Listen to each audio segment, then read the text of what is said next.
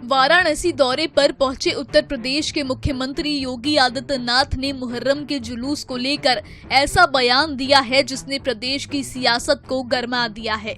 CM योगी ने कहा कि जौनपुर में मुहर्रम के दौरान हादसा हुआ और उसके बाद उपद्रव फैलाया गया, लेकिन अब यूपी में लातों के भूत बातों से नहीं मानते वाली नीति पर काम होगा। इसके साथ ही उन्होंने कावड़ यात्रा की सराहना करते हुए उसे एकता का प्रतीक बताया। क्या है पूरा मामला, आइए जानते हैं। मुख्यमंत्री योगी आदित्यनाथ अपने पूर्वांचल दौरे के तहत वाराणसी पहुंचे। यहां उन्होंने जौनपुर में मुहर्रम के दौरान हुए हादसे का जिक्र करते हुए कहा कि ताजिया की ऊंचाई इतनी ज्यादा थी कि वो हाई टेंशन तारों में टकरा गई। इस हादसे में 3 लोगों की मौत हो गई और इसके बाद कुछ लोग ने उपद्रव फैलाने की कोशिश की। सीएम योगी ने साफ कहा कि ऐसे उपद्रवियों के साथ अब सख्ती से निपटा जाएगा। उन्होंने पुलिस को निर्देश देते हुए कहा, लाठी मार कर बाहर करो इनको, ये लातों के भूत हैं, बातों से नहीं मानेंगे। जौनपुर में जबरदस्ती उन्होंने बड़ा ताजिया उठाया और हुआ क्या, वो हाई टेंशन की चपेट में आया, 3 लोग मर गए। बाद में उन्होंने रास्ता जाम किया तो पुलिस ने कहा क्या करें, मैंने कहा लाठी मार करके बाहर करो इनको, क्योंकि ये लातों के भूत हैं, बातों से मानेंगे नहीं। मुहर्रम के बाद अब कावड़ यात्रा की बारी है। सीएम योगी ने कहा कि सावन में निकलने वाली कावड़ यात्रा भारत की आस्था और एकता का प्रतीक है। जहां मुहर्रम के नाम पर उपद्रव होते हैं, वहीं कावड़ यात्रा शांति, समर्पण और अनुशासन का संदेश देती है।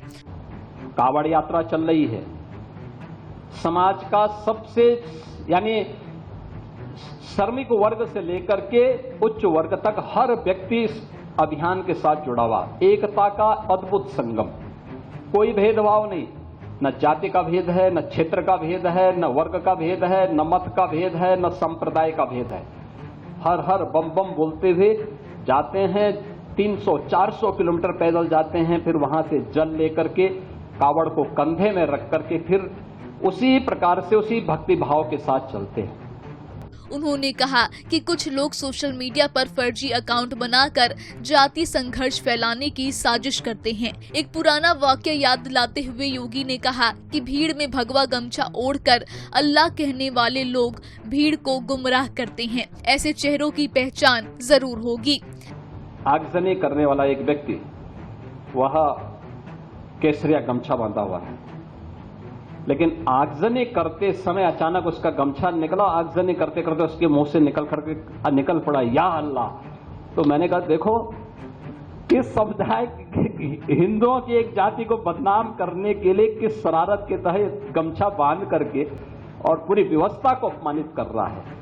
ये चीजें दिखाती है कौन लोग हैं जो फेक अकाउंट बना करके जातीय संघर्ष की स्थिति को पैदा करना चाहते हैं। सीएम योगी ने मीडिया ट्रायल पर भी सवाल उठाया। उन्होंने कहा कि जब कावड़ यात्री हर हर बम बम कहते हुए 400 किलोमीटर पैदल चलते हैं तो उन्हें उपद्रवी और आतंकी कहा जाता है, जबकि यही वो लोग हैं जो सनातन पर जब भी संकट आता है तो सबसे पहले आगे खड़े होते हैं। लेकिन मीडिया ट्रायल होता है, बदनाम किया जाता है, खूब उसके बारे में लिखा जाता है, उन्हें उपद्रवी और आतंकवादी तक बोलने का दुस्साहस होता है। यह वह मानसिकता है जो हर प्रकार से भारत की विरासत को अपमानित करना चाहती है। ये वही लोग हैं जिन्होंने जनजातीय समुदाय को भारत से अलग करने का प्रयास किया, उन्हें भड़काने का काम किया, उन्हें भारत के खिलाफ संघर्ष करने के लिए हर स्तर पर षड्यंत्र किए।